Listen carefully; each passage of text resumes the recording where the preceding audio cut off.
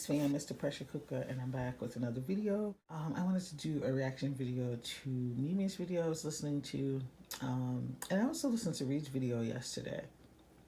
And this is about the situation where a few days ago, somebody apparently threatened to commit suicide. I'm not going to speak directly on that because number one, I did not see the video, and number two, that's not really something that I want to comment on because I take that topic very seriously, regardless of who it is and what they've done for me.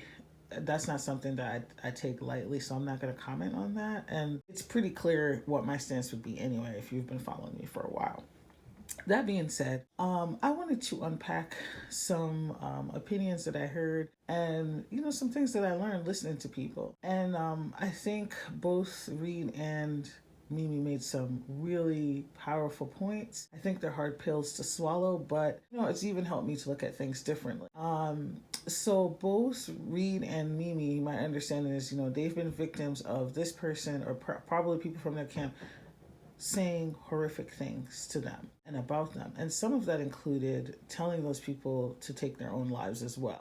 That phrase is something I will never understand, how people can flippantly just say, ill yourself. Like, that's crazy to me.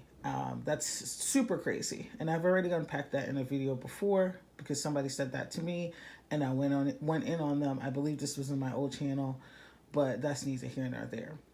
Those are some heavy words. And, these people's children are also victimized. People said horrible things about them. And in Mimi's case, Mimi said that people, and I remember this, she's not lying. People blamed her for the death of her best friend after her best friend had also taken her life. And, that kind of shit, I would imagine, stays with you. Those aren't things you forget. One thing I will give Mimi is that she seems to be a compassionate person. And a lot of times I would say Mimi even overlooks things that sometimes I can't overlook. But you can tell this is a pain point for her.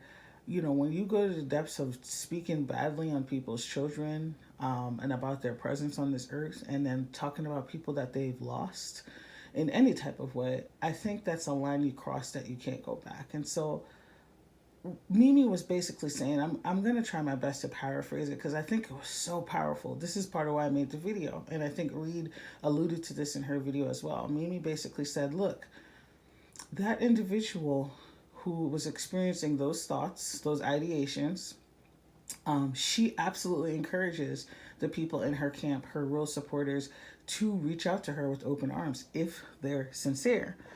However, that doesn't mean that Mimi or anybody else has to have compassion for that person, has to respond in the way that they're responding.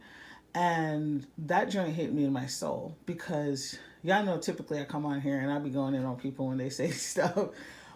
But it resonated with me, even if it's not something I would do, but it resonated with me and it made a lot of sense because once again, wishing death on people, speaking ill of people's dead loved ones, speaking ill of people's children, those are to me are lines that could never be uncrossed. And so for Mimi to say that, she's basically telling people, look, don't dictate how I'm going to respond. And Mimi even said when those things happen to her, just like with Reed, when it happened to her, people say things like, oh, it's the beef sector.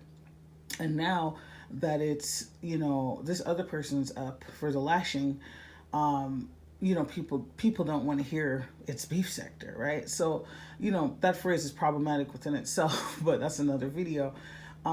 So I'm going to say this. I absolutely agree with Mimi that like people who are in that person's camp, she'll never fault them for reaching out. She encourages them to reach out and support that person, for what they're going through. But once again, we can't tell people how to respond, even if it's not something that we would say or do. When I listened to Reed's video yesterday, I can also tell that that was a deeply painful place for Reed because once again, this woman, I've seen her children, they stay attacking people's children and say horrible things.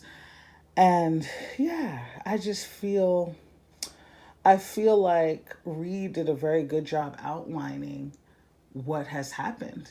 And I told Reed this the other day, you know, I'm like, damn girl, you got a photographic memory. Reed never forgets, okay? Reed don't forget shit. Um, so, you know, I, I wish everybody good health, whether that is mental, physical, emotional, spiritual health. Once again, I take, you know, those ideations, because I'm not going to say the full word, seriously.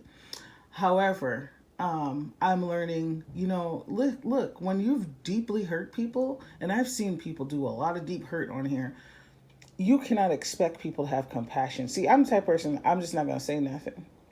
I'm not going to come out and be like, say just crazy shit to you. I'm not. But you have to understand, you get, what you put out. And I think some of this is, reaping some of the evil shit that, that person has sown, even though I do not wish for them to harm themselves or do anything to themselves. I think some of this is reaping what you've sown.